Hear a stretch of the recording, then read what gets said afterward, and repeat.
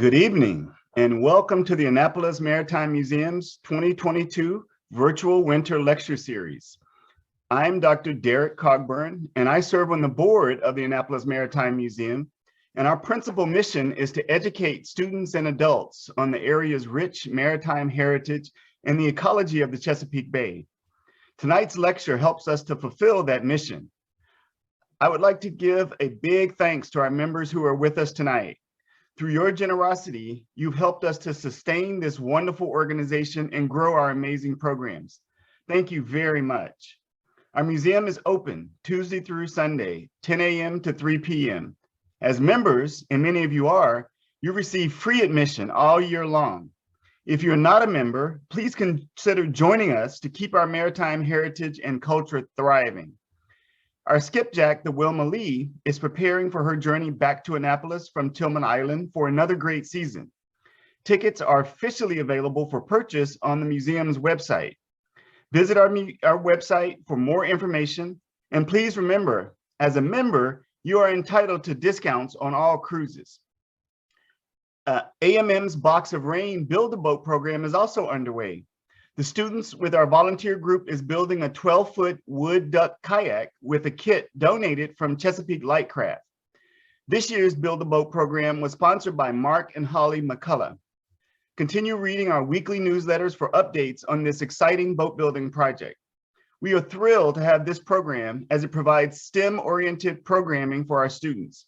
If anyone would like more information on that program, please contact Kelly Swartout, the museum's Director of Development.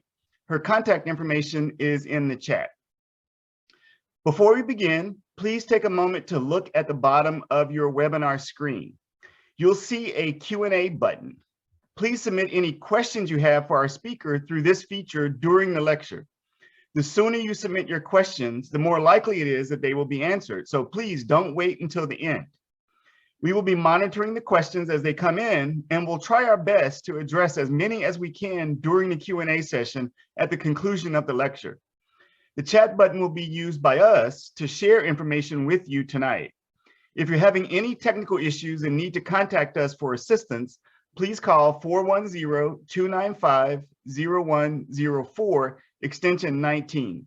That's 410-295-0104, extension 19. Support for tonight's lecture is from JP Morgan.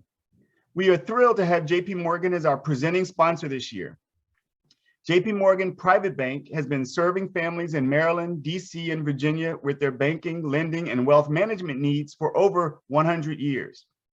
The greater Maryland community to which we belong is primarily served by a team of 17 professionals out of Baltimore. Fellow Eastport resident David Thompson joined the team in 2020 to work with clients here in the Annapolis and Southern Maryland area. Thank you very much, David. Homestead Gardens. We are excited to welcome Homestead Gardens back again this year as our speaker sponsor. Homestead Gardens is a landmark nursery in Davidsonville, Maryland. It boasts the largest enclosed garden center in the Baltimore and Washington, D.C. metropolitan areas. Homestead Gardens has a second location in Severna Park. Homestead Gardens is a wonderful partner of AMM, supporting our programs and events. If you've not been to either location, I encourage you to stop by for your gardening needs. Our speaker tonight is Greg Kearns. Greg is a senior park naturalist for the Maryland National Capital Park and Planning Commission at the Patuxent River Park in Prince George's County. He's worked at Patuxent River Park for over 35 years and is an expert on wetland ecology of the Chesapeake Bay, an expert birder, and a renowned authority on Osprey, the Pandion hyliatus, and the sororel, the Porzana carolina. During Greg's career at Patuxent River Park, he has spearheaded an Osprey nest platform and banding program that spans a good portion of the tidal Patuxent River and 38 years. Greg not only does the technical monitoring work, but makes it accessible to the public through unique educational opportunities. Ladies and gentlemen, I'm very excited to present to you Greg Kearns. Hey, thank you very much. I appreciate that, Derek. Nice introduction. And greetings, everybody, and welcome this evening to my Osprey program. And I am going to get right into it and take my video off for a moment and till the end of the show, and I'm going to share my screen now. So let's get started here. I've got a lot to show you here tonight. Okay. All right, the osprey on the Patuxent. This is really a bird that I have had such a long association with now, as he said, and is really one of my favorite creatures to study on the planet for sure. All right, just to get started, to give you an idea of where we're located. You see right in the center of the screen is a point on the Patuxent River, which is about 115 miles long and is the longest river completely within the state. Jug Bay, the place I work at, I'm circling here, is at Jug Bay, and you see Patuxent River Park, which is about 2,000 acres on the west side of the Patuxent River in Prince George's County. It's a really fantastic place because the marshes here are at the largest freshwater tidal wetlands in the state of Maryland. And just to give you an idea of where this is, if you see the road crossing the river, this is Route 4 coming right across Pennsylvania Avenue, which is 20 miles more, and you'll be into Washington, D.C. Jug Bay is really a fantastic place for diversity of wildlife and plant life because of this large, rich freshwater tidal wetland. And we are a National Estuarine Research Reserve under NOAA because of some of these unique features we have. You can see an old railroad bed crossing the marsh, the Chesapeake Beach Railroad built back in 1890s. The beauty you see here, if you haven't been here, you have to make a point to come here. It's a special place in Maryland. Beautiful sunrises and sunsets. I've had the good fortune to watch many of those, and moon rises out here in the winter. And the bird life here is one of the things that's really the features unique. And for Maryland, there's a little over 400 species, but about 320 or 30 species now. We're about to re-upgrade our list. And birds such as the great blue heron is a symbol of our park and on a lot of our literature and even our front gate. Birds such as these great egrets here out on the river also come here every late summer. They don't breed here, but they're here frequently. This is another bird of the heron family that's the smallest of them in North America. It's the least bittern. And this small cousin of the great blue, you can see it's perching on a cattail here. But it's a species of concern in Maryland and is very abundant here at Jug Bay. Of course, the bald eagle, another bird that I've gone from seeing them as a rare visitor here and just around a few here and there to now it's everyday sightings multiple times. They've really come a long way in the 40 years I've been around here.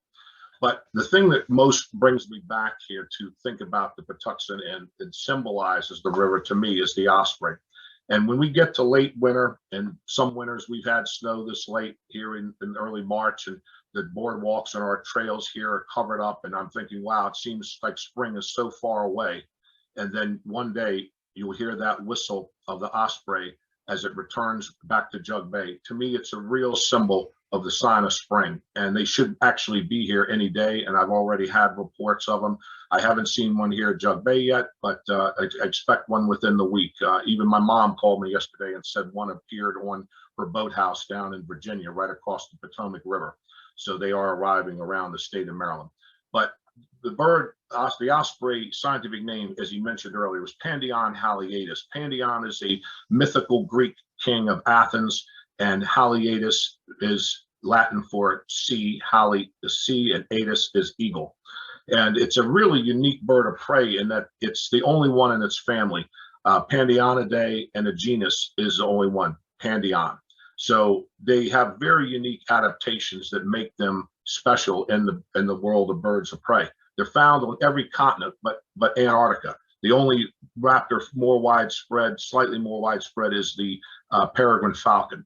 But the osprey is a bird that one of the things unique about it. It's the only bird of prey that exclusively eats fish. And when I say exclusively eats fish, 99.9%, because I have actually seen them take a muskrat or even a turtle or a crab or a snake. It's very rare though. By far, fish is their specialty, and that's what they're most adapted for, taking as prey. They have all these adaptations that set them apart from all these other birds of prey.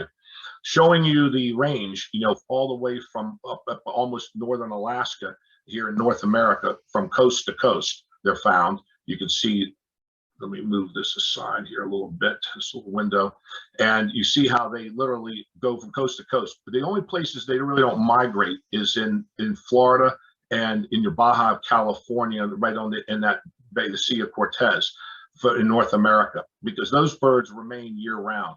All the others here and across the U.S., you can see the yellow shows you where they pass through but don't breed, end up traveling, many of them on the East Coast through Florida, Cuba, Haiti, Dominican Republic, and on down to South America. As you can see, they don't nest in South America. They probably developed this adaptation over many millennia to keep the concentrations down, because many of the young birds spend at least the first 2 years of their life before they return to their natal areas. The osprey has a unique way of carrying fish. Its talons, it has a reversible talon that allows it to swing a fish from front to back to keep it aerodynamic. They like to keep it head first because it creates less drag. Pound for pound, they're probably one of the strongest birds because they can lift almost half their body weight and pick a fish up. They typically need about 300 grams of fish a day, maybe 5 to 10 ounces roughly to maintain themselves, and that will sustain them. The males and females often, they usually mate for life. A typical lifespan is around 8 to 10 years. The bird has about a 5-foot wingspan on a large female, and they're about 30% larger than the males. The osprey is, you've seen it throughout publications and throughout human sports teams and other things over the centuries. You can see up here the Seattle Seahawks, their name is the fish, the osprey's nickname is the fish hawk, river hawk, sea hawk. So they inspired their name from a mask, this Kawaka Waka mask that's a transformation mask carved by Indians in the far Northwest, Pacific Northwest, and it opens into reveal this wooden carving into a human face inside. So they believe that the osprey or human could transform into the spirit of it. And you see the Seahawks today, their symbol. You can see University of North Carolina, Wilmington has it as a symbol. My college, my alma mater, St. Mary's, is now the Seahawks down in Southern Maryland. And this over here, you see this Maryland osprey poop. I once was given this at one of my talks, and I saved it because it was unique. It says Maryland, but of course it was made in Oregon, and but it was a nut toffee. But it was pretty neat. I thought it was interesting they had developed this. The osprey has very long legs, as you can see, about almost a foot long, and there are very few feathers on their legs, so they don't absorb a lot of water.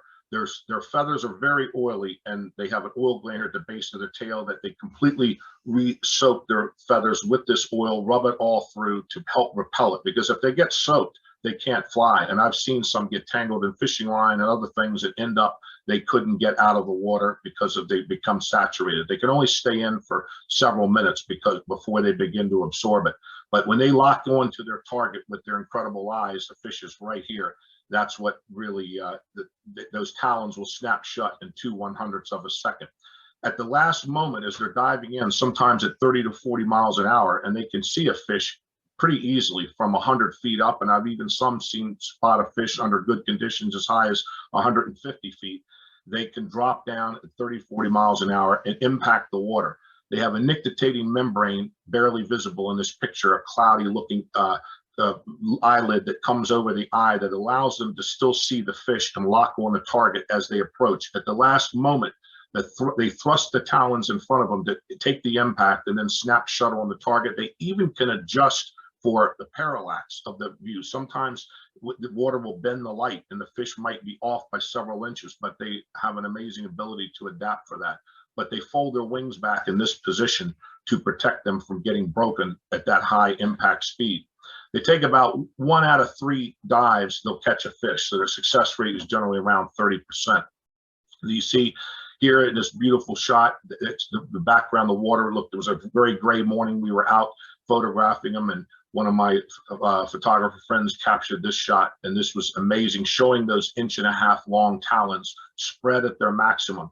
And like I said, they have the one outer talon that can swing around to the front. Only owls have this adaptation also, but they're able to swing those talons and give them about a 4 to 6 inch spread to lock in on the fish prey. You can see as they lock on and come out, they have a highly flexible outer wrist joint that allows them to expel themselves from the water carrying this fish. And other birds of prey, another one of those adaptations they don't have that makes them unique. Here you see one carrying, looks like a small menhaden, I think, and it's got it locked into the talon. This one happened to capture it by the head. And these were fish they were catching actually that were freshly thrown out of a net. And you can see the long, broad tail that gives them good guidance as they're coming in. And you can see across the chest area, this brown necklace, so to speak. And that's generally a characteristic of females. Some males have it, but it's usually lighter. Looking at them up close, you can see this powerful beak that is super sharp, can penetrate right through a fish and crush everything, including the skull, except for catfish. Catfish skulls are the only skull of any fish I haven't seen them be able to crush and consume. It's very thick and dense. But normal fish, other fish, they can completely consume the bones, the scales, everything. Another adaptation of very long digestive system and powerful acids that will eat up and dissolve everything. They might poop out some of the scales or cough them up sometimes and lose pellets, some of the bones, but not much comes left. You see they have a large yellow eye as an adult. They have probably at least 8 times the number of visual acuity receptors that a human eye has, so they're able to spot these fish with a super clarity that a human really can't imagine. It's a super sharp vision. They don't necessarily have multiple powers, but they can see things that just are well beyond our sense of vision. And because of this adaptation, they even believe there's oil that potentially is coating this eye that may act as a polarizing effect and keep the glare down. They have this dark eye patch, which is very distinctive, an osprey, and it almost acts like eye black does on a football player or baseball player used to cut down sun glare. It absorbs reflection off the water around their eye, and they have a small cartilaginous ridge over their eye that shades it also. You can see most of the area around the eye is dark, which absorbs light. Their nostril here also has a soft, fleshy opening, and it has a center post in it that is soft, which allows them to collapse this and close it when they impact the water. Other birds of prey, it's usually a solid opening there on the cirrha, that part of the bill, and it doesn't, and water would easily enter. But this flap will fold, push down, and compress so the bird doesn't ingest large amounts of water into its sinuses. And you see the hackles raised here. The hackles up, that's when you hear people say that, hey, you got their hackles up because you made them mad. This is a mad osprey. It's irritated because I captured it, and it's showing its displeasure by raising its hackles up. And that's how they communicate with each other also. Here's a good example of a female showing you the amount of marking on the chest. And that gives you a good idea. When you see a pair together, the one that's marked heavier is nine times out of 10, not probably 98 times out of 100. It's going to be the female, which I said is about 30 to 35% larger than the male. The weight of the female generally is around 1,800 grams, which is about 4.5 pounds, and a male is around 3.5 pounds and 1,400 grams, so about a pound less. And you can see they have very long wings compared to other birds of prey, almost gull-like. These long wings allow them, they're often flat flyers too. When they migrate, they flap more, soar less than other birds of prey, but their powerful long wings give them more lift to lift a large fish up to half their body weight. Like I said, I've seen them catch a fish that's around 2 pounds. A big female can pick that up. So yeah, here we go. And so the large wings. And here you can see they've had such a close association, I was saying, with humans over the centuries. In Africa, they fish right beside fishermen in Senegal. Many of the birds that nest in Northern Europe will winter in Africa, or they have to cross the Sahara. That's one of the big ways that many would die during that time. But they are not afraid of humans, and they nest in very close proximity. And actually, humans have helped them rebound in many areas around the world because of the artificial nest structures they readily accept. There's about close to 500,000 pairs in the world, but of the 4 different subspecies, this North American subspecies we have, there's one in the Caribbean. There's one, and that's one of the things unique. It's the same species throughout the world, but these are subspecies set up. There's one in Australia that doesn't migrate, found on the coast, and one you found all over Europe and Asia.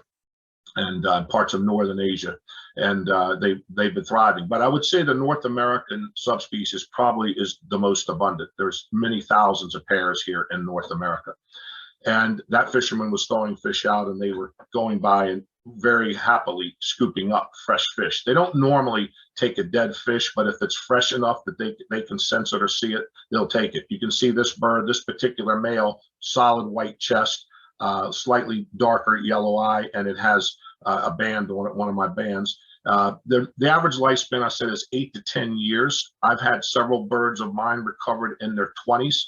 2022, maybe 23 is max, but the world record as a European osprey was found around 30 to 32 years. So that's pretty long time for an osprey to make, but by far from banding, I know that about 8 to 10 years is an average life. They don't breed till they're 3 years old. They spend that first 2 years in South America. Here's a good close-up of a juvenile's talon. You can see each one of these is about 1.5 inches to 2 inches long if you straightened it out, curved back. This one talon here, this outer one is the one that's flexible, that can go to the front to give them 3 in the front to perch, and then 2 in the back. It can swing down and give an extra cross effect of 2 talons front and give them a better grip on a fish that they capture, or they can manipulate it to move it to the front. You see also another feature they have is spicules here, these little spines on the toe and along the toes. This helps them grip fish. No other bird of prey has that. And they have, you can't see it, but they have small reverse grooves on these talons that help them grip a fish, almost like barbs on a fish hook. And you can see the lower portion of the leg is scaled and bare, so it doesn't collect water. But the foot is full grown after about 5 weeks. I can put an adult band on after about 2 to 3 weeks. Here you can see one carrying a large catfish, big head. They eat the head first, the males, to kill the fish, and then they'll often deliver it to the nest after that. But they always start there, and then the male would share it back with his young and his female. Here you see some examples of one of the prey items that's become very numerous here. It's the goldfish. People have released their goldfish in the river. Unfortunately, now they're an invasive, but they've become very common, and the osprey always takes advantage of whatever fish that are most abundant and easy to see. And I took this one screenshot from these 2 screenshots of the bird holding a very large goldfish, about 14 inches in length, weighed probably close to 2 pounds. And you can see the bird, amazing. The male brought this in, and the female was beginning to tear it apart. Here in my hand, I picked one up out of a nest. You can see it was half eaten here, very large, and then one shot of one carrying a portion it had already eaten. So yeah, goldfish is now, but goldfish, they'll take any fish, they'll nest nearly around any body of water, salt or fresh, and take advantage of whatever species there is. Out in the bay, they predominantly take menhaden, more of a brackish to saltwater fish.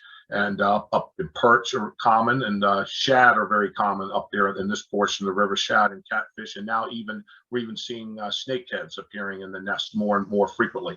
Another feature they have is this outer flexible joint, this area where it's dark, the patagial area of their wrist joint.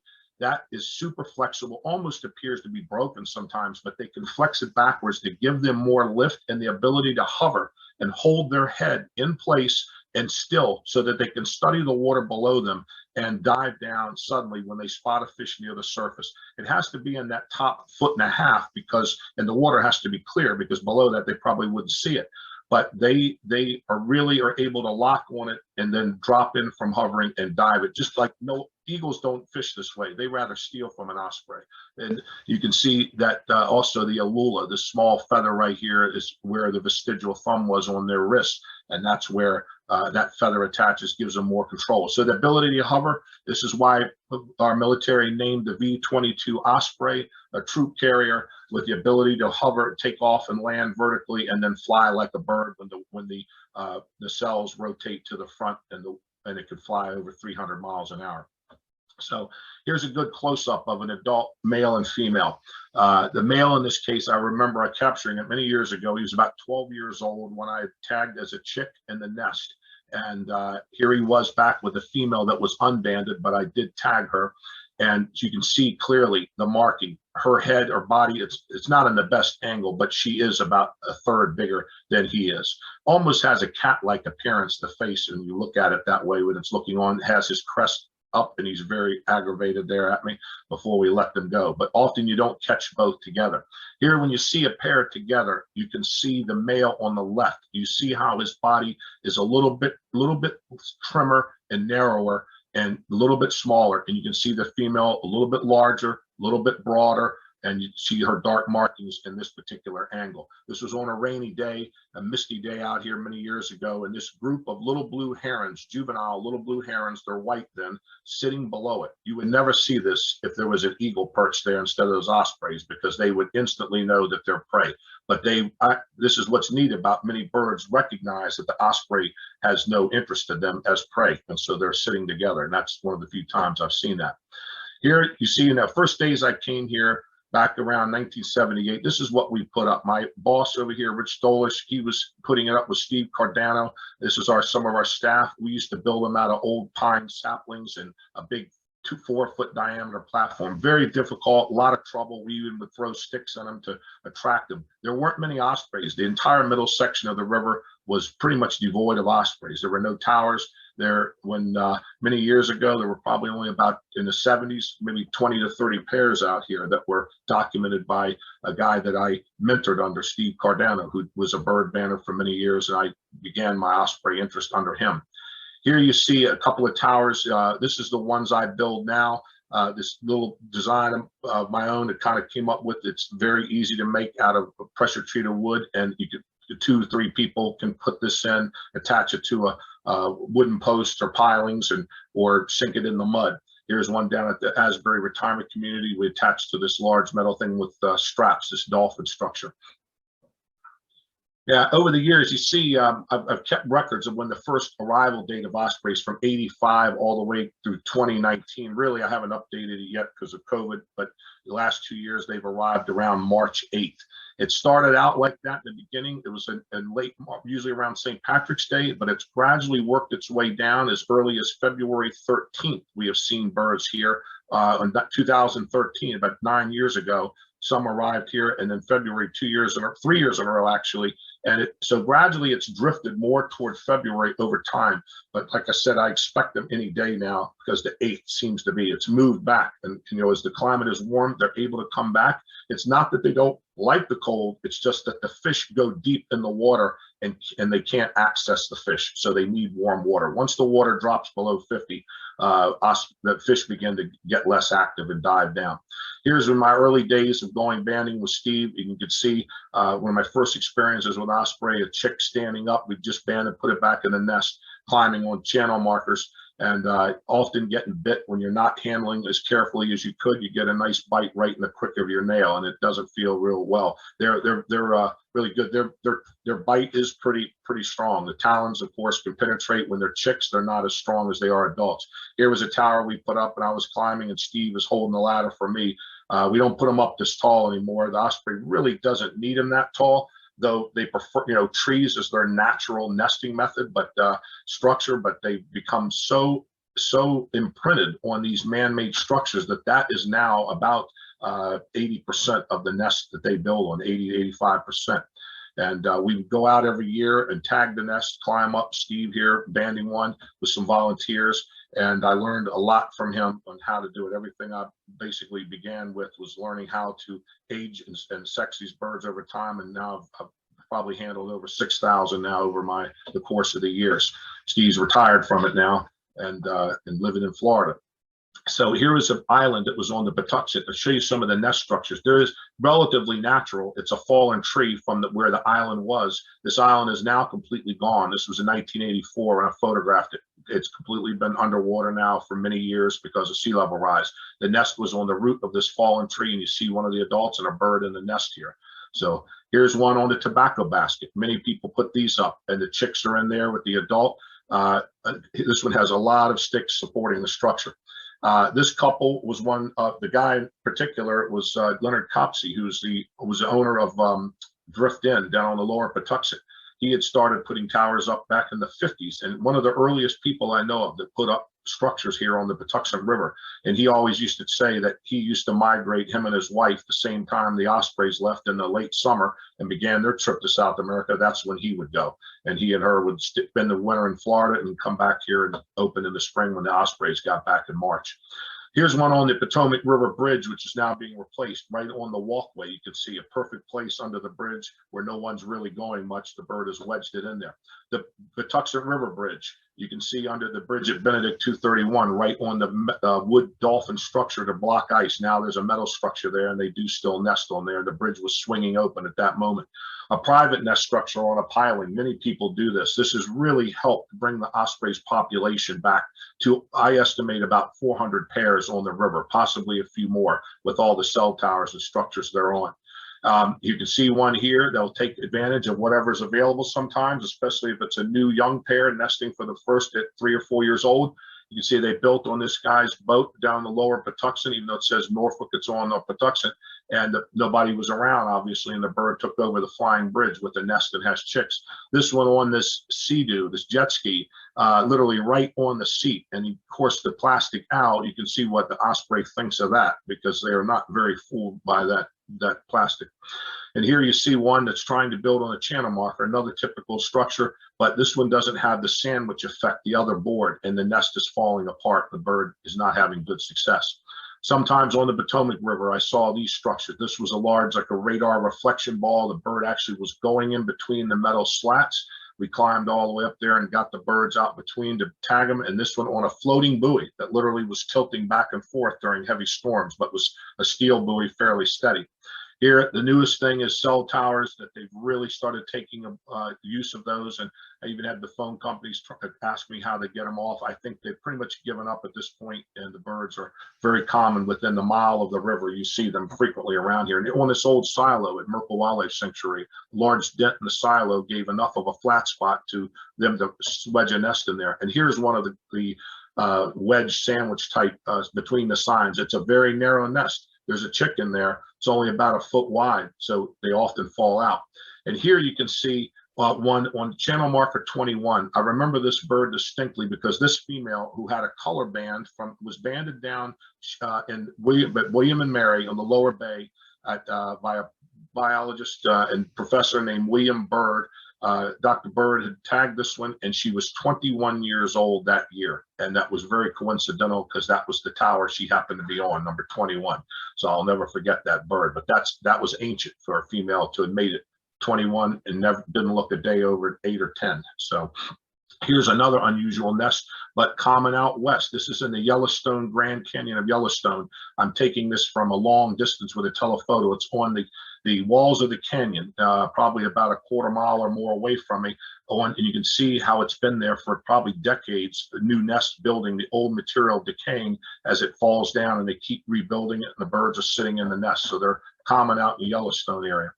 And here, right in the shadow of technology and humans, by the power plant on the Patuxent River, nesting on structures right in front of it, because when this plant was active with coal burning, it put out a lot of warm water into the river and in the cooling channel, and attracted ospreys to capture fish right there in the shadow of those 700-foot tall towers and the cooling stacks, which are about 400 feet tall. They are thriving there to this day, even though the plant is no longer burning coal.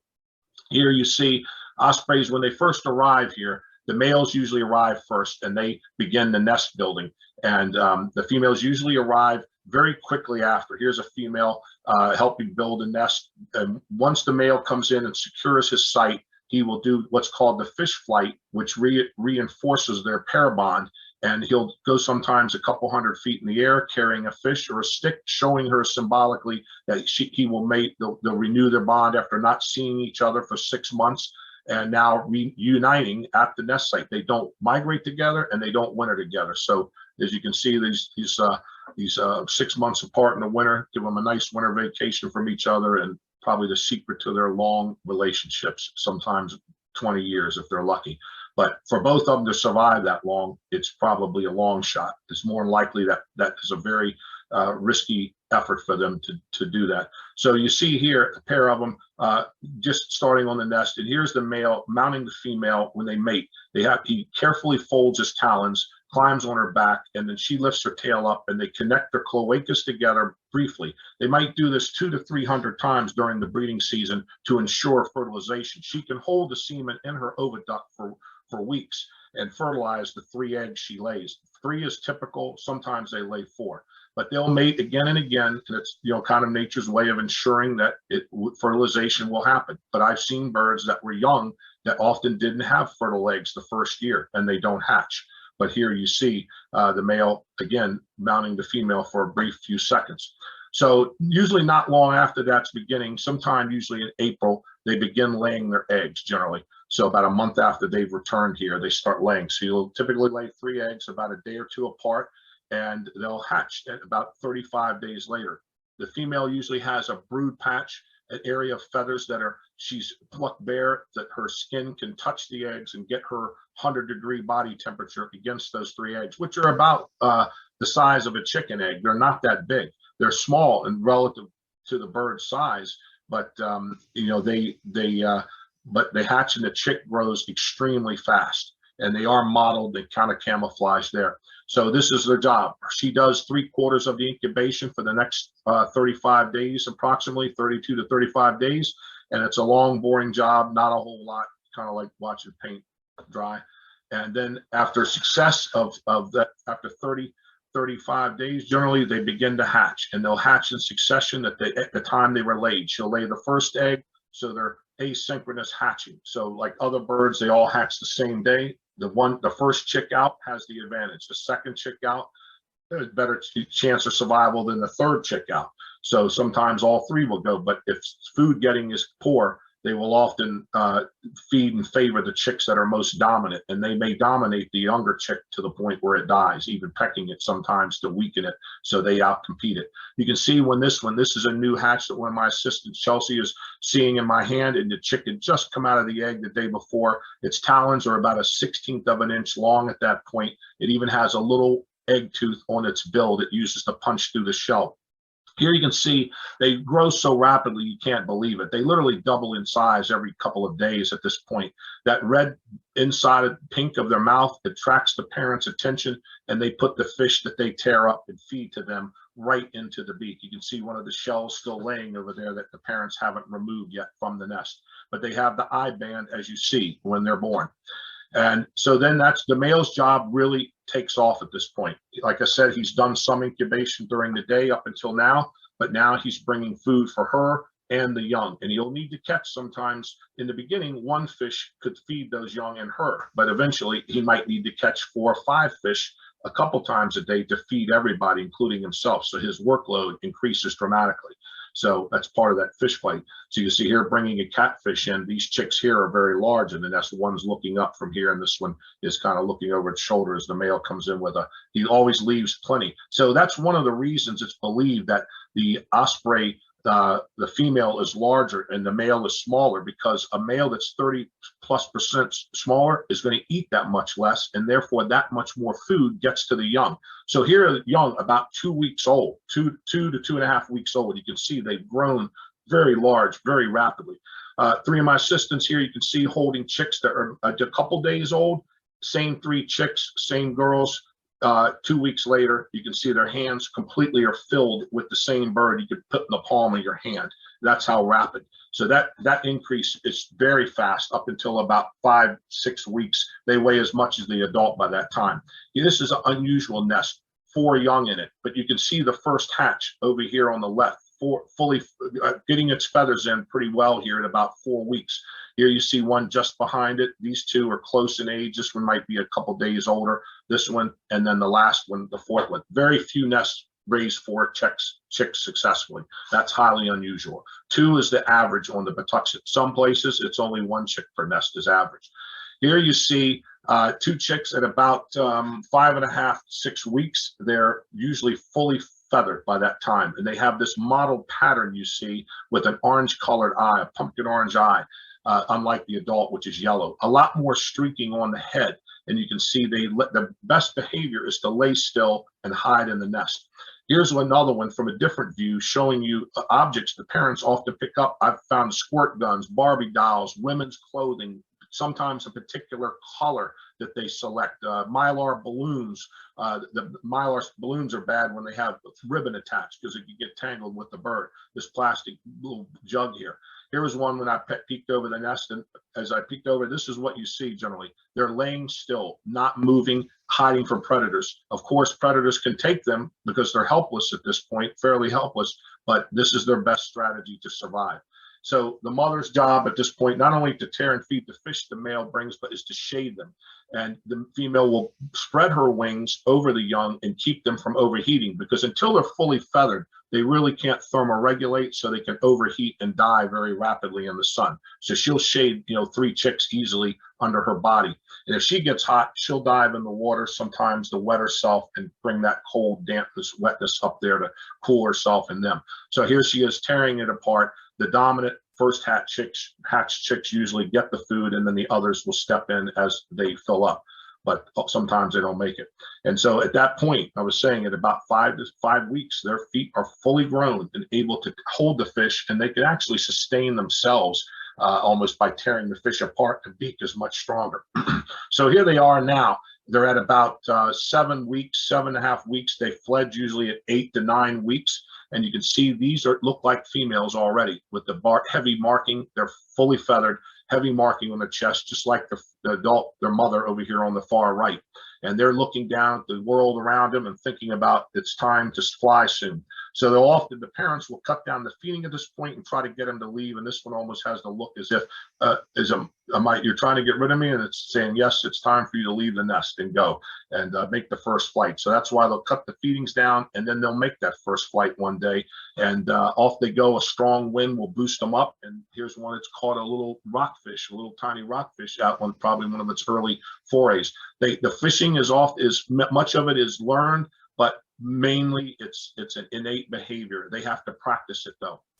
Here you see an adult in the top right compared to a juvenile bird below it. This bright orange eye, much more streaking, as I mentioned, on the head, the camouflage, the markings. The adult still has the same dark eye band, but more white and a yellow colored eye. It changes while they're in South America.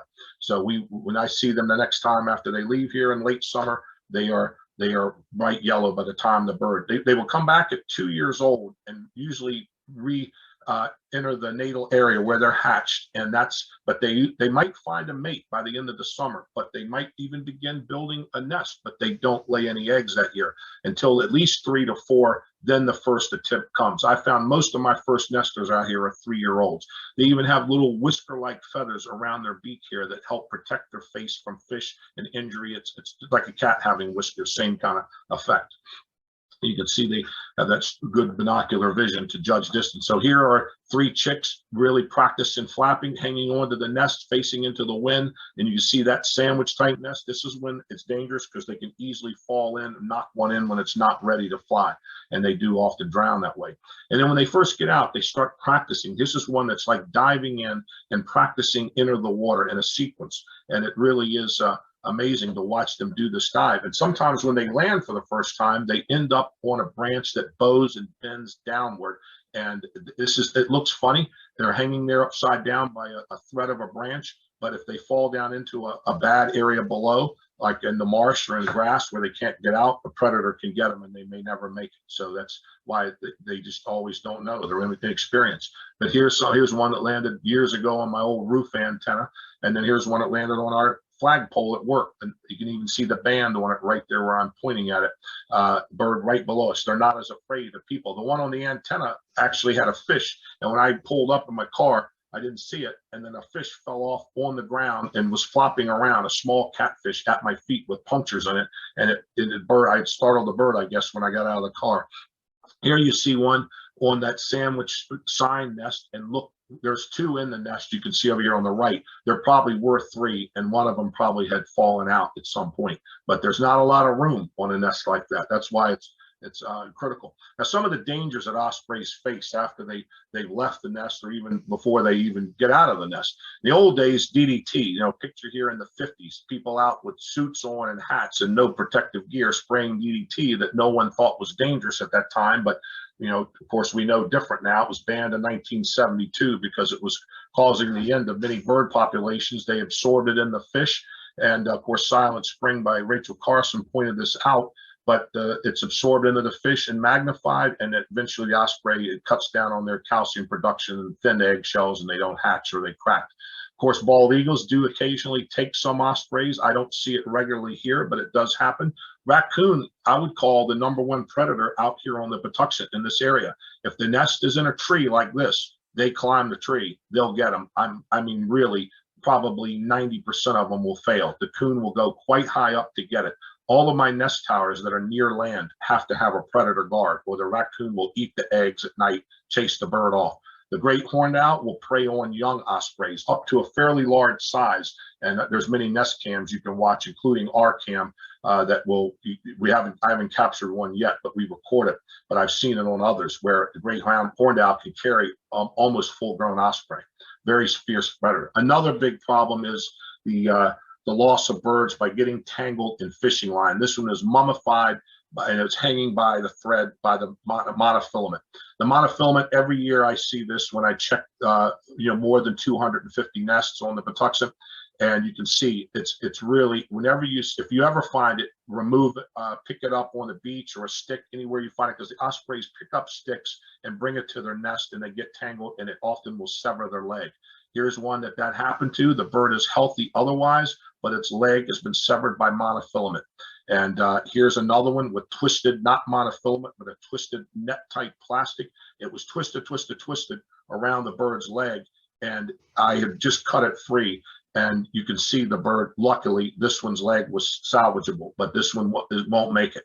The birds don't do well in captivity. They don't usually eat well, and that's why you never see them in zoos like eagles. So that one probably did not make it, but we kept it in the nest. It just wouldn't be able to capture fish like that.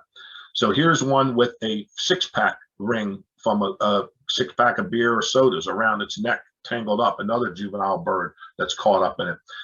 One of the other birds it doesn't like much are great blue herons, which are not normally a predator of osprey chicks or eggs, but they're a large bird. They consider them a threat, and they will knock them in the water. I've seen them actually cause the death of great blue herons and cause them to drown, and it's quite remarkable.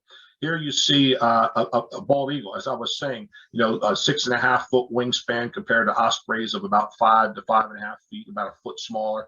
The bird eagle can weigh 8 to 10 pounds, and ospreys about half that roughly. And you can see here an eagle that was perched here on a rainy day. They watch over osprey nests, but they also like to steal from them. In the wintertime, they'll hang around these osprey nests and just enjoy having the ability to sit on it without an osprey not attacking them during the winter times, because they don't migrate. Now here's a little video. Some of you may have seen this, but this is one I had seen it a while ago publicized, and it's on YouTube. But here you see a chick jumps off as an adult eagle comes in and snatches a chick. This is in Maine, I think at Hog Island, but here it is in slow motion. The osprey adult is chasing the eagle and trying to get it to leave the nest. So these 3 chicks are about 6-7 weeks old. So that one was able to fly. It had not left the nest until that moment. You see the osprey adult, but look, the other chick is flying off below the nest, and the one that's raised up, it didn't lay down flat enough, and that ended up the end of that poor osprey chick. The osprey couldn't stop it. But the other chick flew to safety and landed on an island. It had just enough flight ability to make it to land, and they were able to rescue it and climb it back into the nest.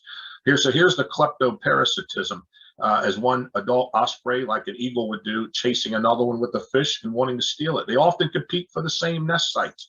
One way they cool off or they clean their talons or get a drink is by dragging their legs on the surface of the water. It slows down their airspeed. The bird will dip its beak very quickly and take a drink. So going full speed, it would really might break its neck, but this slows it down enough, like a water break, and also rinses all the scales and blood off their feet. They keep their feet pretty clean because they can get algae and mildew growing on their talons. Here's a nest one time that I was managed to save, and the bird had a camera on it, but I had to build a small roof over it to create shade. The female was killed by a great horned owl. I found her body under the tower. You see a predator guard here to keep raccoons from it, because on low tide there's mud there and they'll walk out, and you can never underestimate them. and the ladder was next to this because I had the camera over here. It's on a pole, but I would throw supplemental fish to these chicks to feed them, and the male was able to do it, but not as well by himself. But they managed to pull it off and fledge them. To make the male by himself did it, but it's unusual. Normally, the death of the female is probably going to end the nest. Here's how I capture some of the adults. The chicks, I usually go up to maybe 2-3 weeks maximum, usually 2 weeks or smaller, or eggs. This monofilament slip noose is all over this wire trap called a noose carpet. Here's a female captured, caught in the noose carpet. It's up a cone shape so it doesn't drag on the eggs or chicks. And she can pick it up. It's very lightweight, and she'll land usually a few yards away in the water. It has floats on it, and I could easily go over and capture her and bring her into the boat attached to the noose carpet and check to see if she has a band or tag her. I've caught some really interesting birds. I caught one not long ago. It was 19 years old, and it's the first time I had handled her since she was a baby. And here she was back nesting within 400 yards of where she hatched. So it's amazing how dedicated and how loyal they are to their natal area. Here you see one up close after just catching this female. She's all wet and bedraggled, but only the surface is wet. Her head, her feathers around her head are matted down. She's aggravated, obviously, but she's no worse for wear, and she'll dry out and flap. I let them flap in my hand for a minute and just shake the excess water off, and then they're ready to go. So you see the data collection participants. I started out with, sometimes a few kids, a few adults, a few staff or college students, and it grew into a much bigger program because of the interest in it. And I've taken out probably thousands of people to experience Ospreys, and I can tell you that many people have started a career because of it. Here was a band return below, a bird we're tagging here, and you can see it was found, it's banded on June 24th, 2011, and found on January 2nd, 2013. So less than 2 years later in Procella, Amazon, about 3,000 miles, by a woman named Bianca, who was a government official. And you can see the straight line distance to where exactly the spot from here to there. I've had some as far as 4,400 miles. That's the record for me in Bolivia for a bird here to travel 4,400 miles one way to get to that. Some of the data I collected, the location, the date banded, the band number, the age. I can sex them often after about 5 weeks. I can tell when they're pretty much fully feathered by that point. I can weigh them. You can compare, like these two are females, obviously. They're chicks. See they're about 5 weeks old, but their weight is already as much as a full-grown adult. They weigh as much as their parents by the time they're 5 weeks old. It's amazing the growth. So they shoot up from a 2-ounce baby that hatched to a 3.5 to 4.5 pound adult sized weighted bird in 5 weeks. So I was working with some high school kids who wrote in to get into a special program, and we'd have them plot on the maps band returns. We took them out. The culmination was to handle birds after plotting, showing them what you can do with the banding data to learn about their survival and their reproductivity and their migration. And here, this fellow right here was a naturalist with me, and I took him along, and he ended up doing a PhD on birds of prey. It totally changed his career. Here, I take a lot of college students that have worked with me or for me or volunteered with over the years, and many of them have careers now in this field. And here, this group, young gentleman here, he's a Navy SEAL now. He's a park ranger in Anne Arundel. I think he's a plumber now, so not everybody goes into the field. So here, one girl, I let them climb and get into it where I think it's safe enough to help put on, and I show them how to put the bands on. And this girl here now, she is working with condors in California, which is amazing. She's been doing work there for many years now and helping to restore the condor population. This girl right here went on this trip with Anne Arundel Bird Club, and she did her PhD after this day on the osprey. This very day, that day she talked to me and ended up doing an osprey, a several-year study on here. And here I was helping her later. We went out to Poplar Island, and I took my crew along to assist. We walked the nest towers are out on Poplar in the marsh, and she was drawing blood here with Dr. Barnett Ratner at Patuxent Research Center, and looking at contaminants. One of the interesting thing was not environmental contaminants so much, it was mostly drugs that humans take, like Xanax and blood pressure, some of the more common medications that goes out through through our waste into the toilets and into the bay eventually, because they aren't refined out by, there's no chemical removal of that in sewage plants, and the birds are absorbing it through fish that have absorbed it, which is quite amazing. We don't know the effects of it yet. Here's two ospreys nesting on poplar, and these two assistants of mine are looking through the bottom, and here with this arrow was a nest of two young snowy egrets, very unusual to nest under, literally right under the osprey nest. Pretty amazing. Here's our osprey cam. You should look for it this year. If you Google Patuxent River Park Osprey Cam, it'll come up on YouTube and you can watch it. We'll try to get it going in the next month as the birds return. It runs on solar panels and solar power. We have two cameras that are high definition. They really give you a good sight and sound of what's happening out there with the ospreys. They're great learning tools. Here you can see how ospreys, since I started doing this, really keeping records in '85, you can see, looking at the number of towers, how it's increased, and you can see that the osprey number of chicks fledged has gone right up with it. My peak year was about 100 birds back in 2019, and we had a good year. This year was really down, 2017, because of the a very rainy weather. You can see this shows you 2017 was the worst year that I had ever seen. The total on the whole river, I saw 309 chicks the year in 16, and then 2018 over 300, only 156, half that number. We only banded 106 compared to 204 and 242.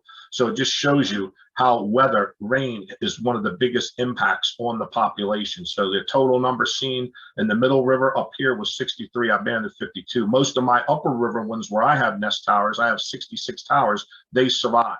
They were, for some reason, I guess it's more sheltered up here. The open lower river is much more susceptible. Here you can see the chicks are the orange line.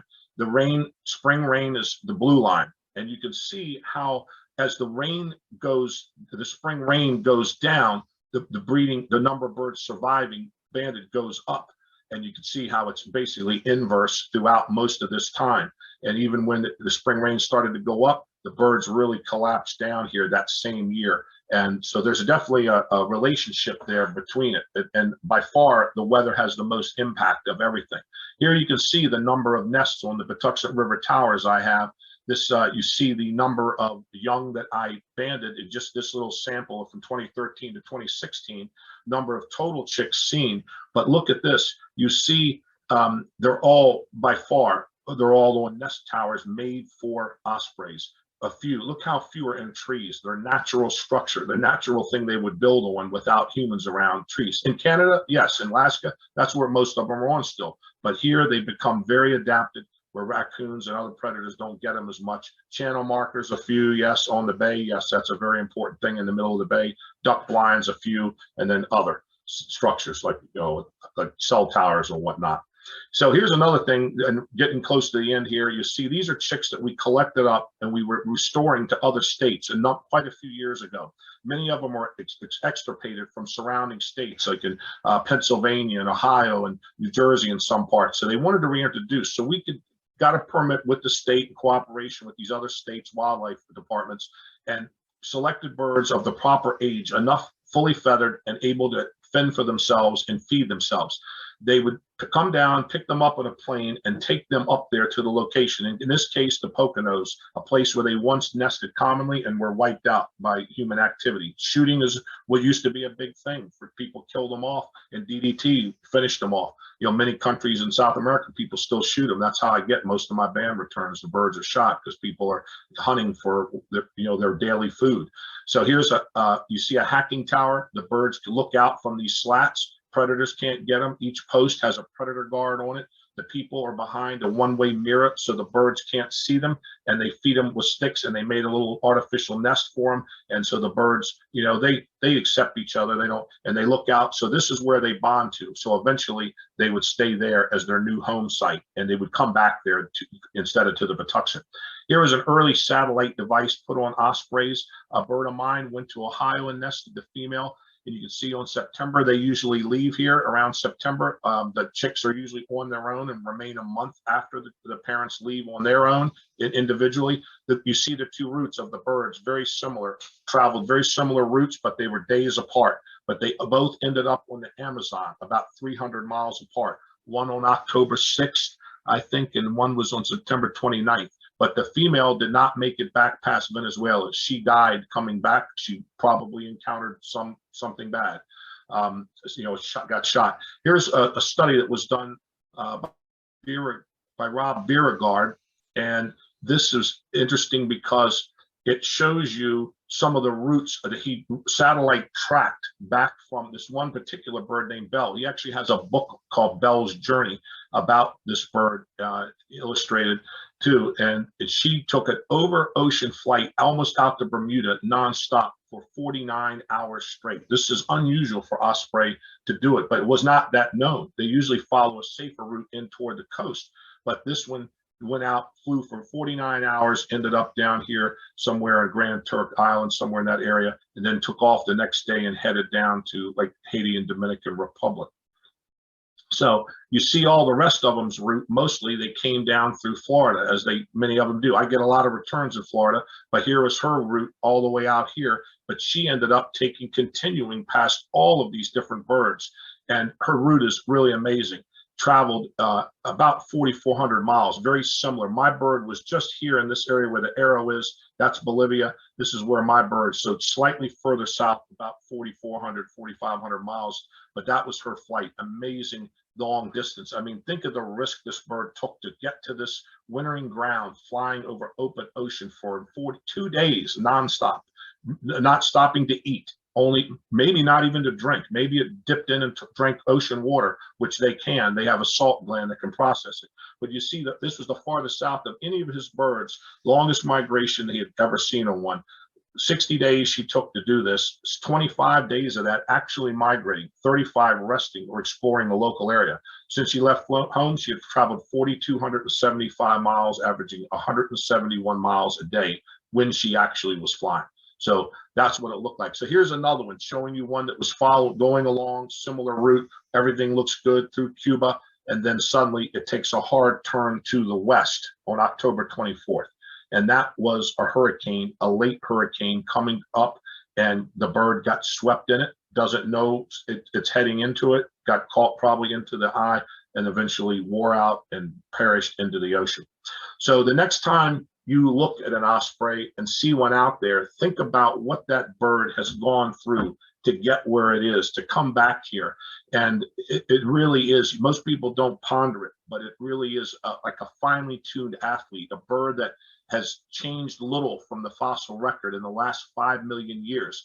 They go back into maybe as long as 20 million years ago, some of their ancestors. But today, the bird you see has been around for at least about 4 to 5 million years unchanged. So it's that successful. So when you see them and they look back at you, give them a wave and say, wow, you really appreciate this bird, because I appreciate what they go through to breed. And many of them fail when they come back here flying 3,000 to 4,000 miles to get here. But they are the result of millions of years of intense competition and evolution to get to this, from this little baby you see that seems helpless as can be to really a beautiful full-grown chick here that looks in just 8 weeks, it's achieved this beauty. And one of the reasons I studied him, the famous naturalist Roger Tory Peterson once said, he said, the truth of the matter is the birds could very well live without us, but many, perhaps all of us, would find life incomplete, indeed almost intolerable without the birds. And he also said that the birds are the litmus paper of the environment. And to me, that is so true. And that's why I like to study them, because they really are environmental indicators of the health of the ecosystem of the Chesapeake Bay. So thank you, everybody. I appreciate it, you joining tonight. And if you have any questions, I will be online now to take any of your questions. Well, Greg, thank you so much for your presentation. That was a lot of information. And as people go out into the Chesapeake Bay on their boat and their kayak, or even sitting out in their backyard, we'll have a better appreciation of the osprey. So for those of you who are viewing, if you haven't done so, if you have any questions for Greg about the osprey presentation, go down to the question and answer section on the bottom of your Zoom screen and type those in. We have a number of questions. Some of them I think you've somewhat answered, but we will go through and see if you can elaborate just a little bit more on some of the questions the folks have. So we also have some folks that have seen you give presentations elsewhere, and they, Constance wants to give a shout out and say hi to you with that. So one question is about their nesting, because you talked about their nesting sites. Is that are we providing enough spots for the osprey to nest, since they obviously favor towers? And which organization actually builds these towers? Is there one person in group in charge, or is it just, you know, everybody, as you said, private people, public people, you know, how does that work? It's really, there really is probably no one organization, at least not that I know in Maryland, that puts these up. It's mostly individuals that do it. I mean, I've got about almost 70 that I've put up and maintain. I'm going to go out next week to fix them because the ice knocks a lot of them down. People call me all the time, but I just can't get to them all. Occasionally locally, but I will give people plenty of advice on how to do it, and have done that over the years. But yeah, I think this would be a good business when I retire, to go out and do ospreys in the season, because so many people want these towers and enjoy seeing the birds. But there are some state organizations, or maybe Audubon or someone I've seen in New Jersey, the state, they have plans online for these towers. I can often send people plans through the email. But yeah, just being able to do them, because I'm based here in Prince George's County, it's very difficult for me to run around the state putting them up. But most of the time I've found that I can find people that are willing to team up just like I do. I'll get a couple people to help me, rangers or volunteers, or some of my staff to help me straighten them up and replace them. And I always build a few extras, and sometimes I'll give one away, or, you know, donation. Somebody make a small donation, I'll give a little platform, but they'll have to put the post on it and do it. But yes, they're really, off the top of my head, I don't know anyone that does it specifically for the public, but good question. Alrighty. So someone asked if osprey will mob a eagle. You were showing the eagle, you know, capturing the osprey young. Were the osprey attack the eagle? Will they get together and attack the eagle? How does that work? How does say it again, just briefly? So do eagles get attacked by osprey? Do osprey well, the eagle, very few eagles get through to do what you saw in that video. That is a very unique situation. They generally, eagles are fended off by a pair of ospreys. The male and female will attack them viciously and chase them off. That is a very unusual. Like I said, that's one of the, I've never witnessed it here on the Patuxent. I've seen them try to go near them, but the osprey usually turns them away. So it's usually the reverse. Ospreys attacking eagles near their nest than it is an eagle coming in and taking the young like that. But I just wanted to show that, because that's one way. Just an owl would do the same thing at night. It just that would be but the raccoon is the sneakiest of all, because they come in when there's eggs there, and if they're able to climb into the nest tower, even if it's near land, if it's a shallow on a low tide, they'll walk out there, and they know what those towers are. I've watched them go 100 feet up in a tree with an eagle's nest and get the eggs. They're that persistent. So yeah, is that what you're asking? Does that cover you think the question?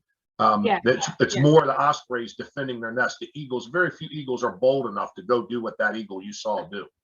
All right. So you were talking about mating pairs and how they mate maybe by the age of 3. Someone asked, how do osprey choose their mate? How does that happen? Well, when the ospreys, let's say they're a young pair coming back, I was telling you they generally come back here after spending the first 2 years of their life in South America. So when they come back here, they're unpaired by themselves. They look like a full adult by that time. The bird will arrive and begin to refamiliarize itself with its nesting area. Most of them come back, you know, probably 80–90% come back to the area where they hatched. And so that's why it's hard to spread them to a new area. Most of them come back here. Very few migrate to another area they've never been and start a nest there. So the male usually will pick a site that he thinks is sufficient good for a female, and then eventually he'll do a fish flight. And I see them doing this late in the summer, where they go up and do a roller coaster diving flight, carrying a fish or a stick that is a symbolic of them being a provider for the female. And if the female likes the nest site, she'll come down and land on it, whether it's a tree, an empty nest tower. I've seen them on little islands, nest on the ground, and as long as there's no predators, they can pull it off. But it has to be an island out well offshore from any predators, ground predators like the raccoon. But that's how they do it. So when they come back here, if they're established pair, the older ones come back first, reclaim their nest towers that I have up for them. How they find this little 40-inch square after flying 3,000 to 4,000 miles and locate it with just their own little GPS version in their brain is really one of the amazing mysteries of nature. Their navigation skills are incredible, along with their eyesight. So that's how it happens. The male usually establishes it, does the fish flight, diving like a roller coaster up and down, calling, it's like a clee, clee, clee, like this over and over, like that, whistling, carrying the fish. And then eventually he gets lower and lower, sometimes 500 feet up or more, and then comes down. And if she lands on his tower or nest he's established, that's how they become a bond. And they renew their pair bond the same way, as I said, with they're 6 months apart in the winter, but they sometimes arrive here on the same day within hours of each other, which is mind blowing to think they traveled that far and got here the same day separately. That timing is incredible. We have a question from a young viewer, Elijah. He's 8, and he wants to know what the best time of day is to see an osprey. Well, definitely daytime, that is for sure, because they are a diurnal bird of play, daytime, not nocturnal like the owl, though they can fly at night, and they will fly, and they have some night vision, not as good as an owl, obviously, because that one bird you saw, Bell, migrated. The morning is a good time. Any time of day, honestly, from sunrise to sunset is a good time to see an osprey. If you're in osprey territory near the bay or a river or a body of water, your chances are good of seeing one. All right. So one of the viewers asked, we know about the previous threats to osprey. What are some of the emerging threats to the osprey in the future?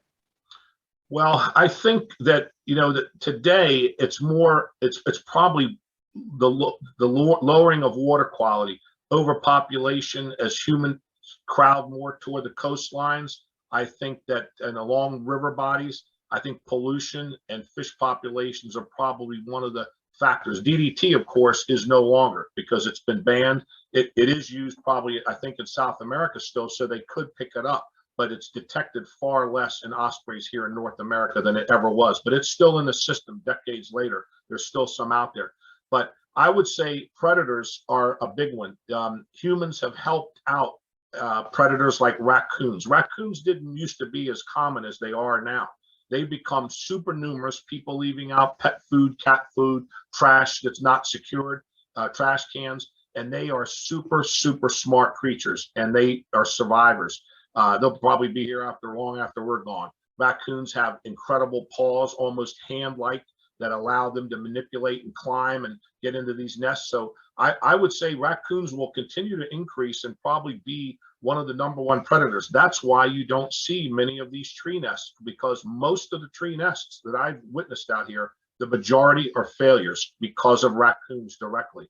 Most of my towers that are protected with predator guards, most of them have at least 1 to 2 chicks survive, and many have 3 chicks survive. So it shows me by studying them that raccoons are a limiting factor in areas where they are nesting in locations near land, where a duck blind, for example, they can climb up. If it's an onshore duck blind, an offshore one, that would be protected. I've seen other birds like a sparrow or green herons or grackles also nesting in an osprey nest. They'll go into those big bulky stick nests that sometimes those nests will stay there for 10, 20 years or more, and they just keep being reused by new generations of ospreys, and it just passes along. But I would say that's probably the pollution and overpopulation are things that would affect them. But believe it or not, the osprey population is thriving today more than it was with less people in the world in the past, because people have put up these towers, and because they're such an adaptable bird. It's taken the eagle longer to get to this point. Eagle, I don't think will ever be as abundant as ospreys. It won't be, but the osprey, like I said, is successful. It's found on every continent but Antarctica. So I think they'll be around for a long time, just because. But predators and the populations of fish, if they begin dying, that could dramatically affect them. As climate warms or changes, some fish could die off. So those are things I could see as being problems in the future. And you were mentioning that ospreys don't see well at night. And someone asked a question about there's not as much street lighting, especially as you go farther south in like Calvert County and Solomons. Does a man-made light confuse osprey or migratory birds in that region? Does it affect them at all? I mean, I would say yes. For a light, artificial lights are well known to cause problems with migrating birds, because they often, especially in bad conditions when it's dark or extremely dark or foggy or misty, or some type of weather condition that's tough, they'll often attract to the lights and fly into it and hit it and die. I've seen this mostly for migrating songbirds, but it does happen to other species. And I think ospreys probably not as much, because they don't as much. They probably don't migrate often at night. I think more of them don't, but it seems like I've seen some near lights on ball fields, right on ball fields throughout Maryland, throughout the parks here.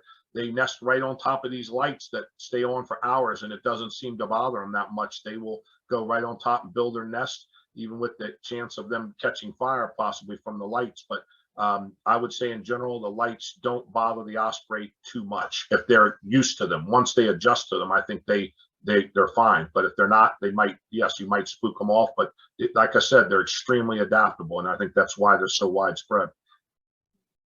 And our last question for this evening have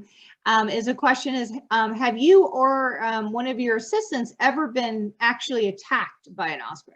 Yes. I myself was hit in the head many years ago.